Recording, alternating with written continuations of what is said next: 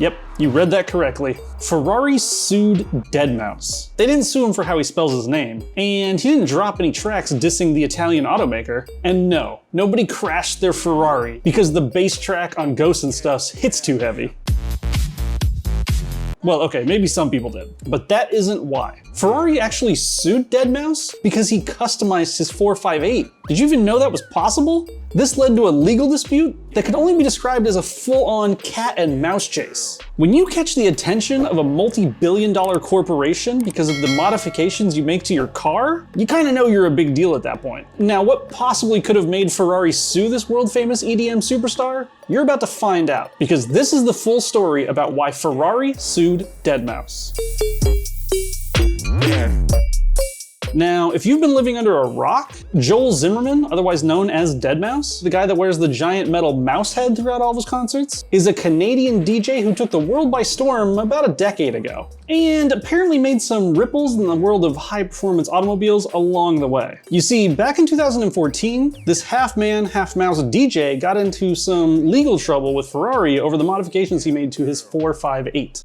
Now, as far as Ferraris go, the 458 is probably among the best cars they have ever made. Hell, it's probably one of the best cars ever made, period. 562 horsepower, screaming up to 9,000 RPM?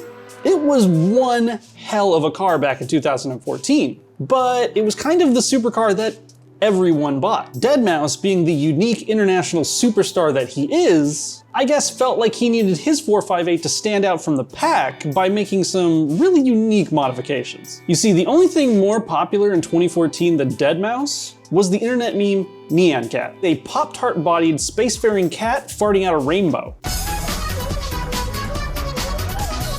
And apparently Deadmau5 was so infatuated with Nyan Cat, Deadmau5 wrapped his 458 not one, but two Nyan Cats. And it wasn't just a wrap. He also added some custom floor mats and changed all the Ferrari logos into little cat-themed Purrari logos. And even had the name stamped on his license plate. Hey, real quick, buy a shirt. Like this shirt? Buy it. Cool. It's up here. Nope, it's up here. I'll never get that right. Regardless of how you feel about this particular DJ doing such crazy modifications to his $200,000 Ferrari, I personally applaud him. I'm Team Cat. Now, unfortunately, a few people were not a fan of this particular design direction. And one of those people was Ferrari themselves. They were just not happy about these custom touches that Deadmau5 added to his 458. After Deadmau5 took his powerful Purrari on the Gumball 3000, a rally race through the streets of Europe that ends in the party haven of Ibiza, where Deadmau5 concerts are kind of a staple of the nightlife, he put his internet dream machine for sale on Craigslist for $380,000. Ferrari then got a little peeved at the DJ for what they considered to be a mockery of their proud brand. And that Italian automaker, which has a net worth of around $37 billion,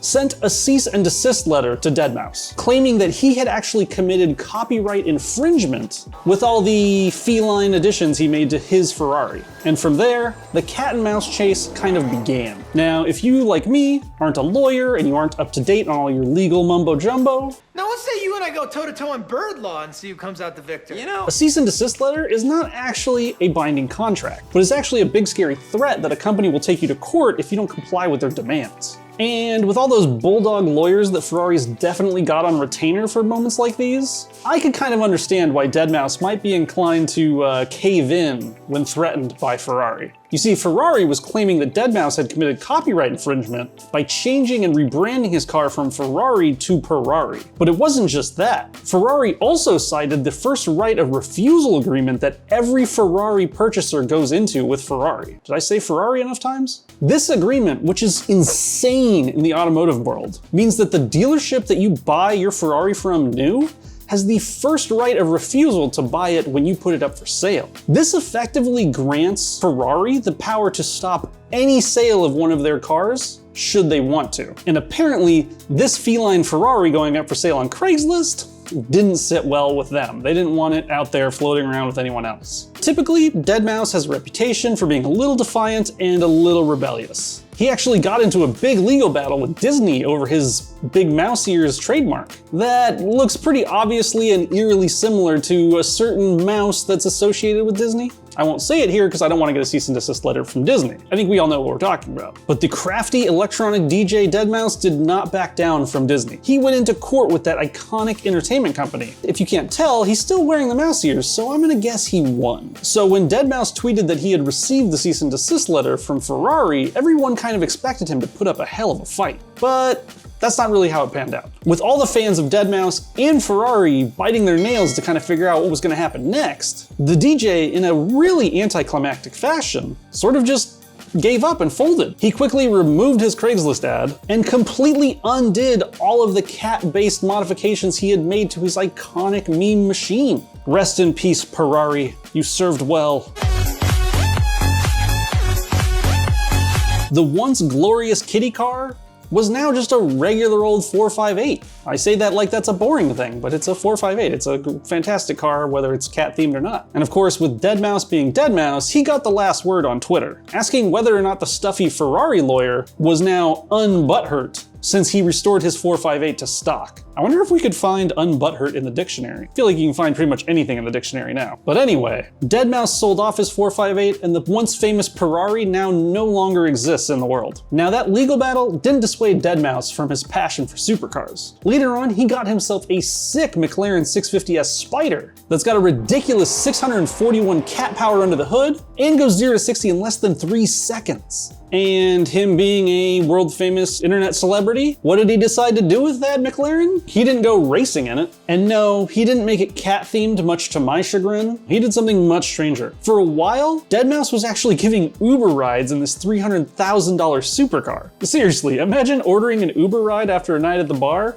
and having this twin turbocharged V8 beast pull up to pick you up. Nothing against my Uber drivers, but they usually show up in a Honda Civic, and they're most likely not headlining massive EDM concerts. I mean, they still get a tip though. So maybe you're like me, and after everything I've just told you, you're a little sad there's not a Purrari roaming the streets anymore. But there's some good news. One brand actually has a sense of humor, and that brand is Nissan. You see, during this legal dispute, Nissan came out of nowhere and offered Deadmau5 a replacement for his lost kitty companion, and that they had it ready right meow. You stop laughing right now.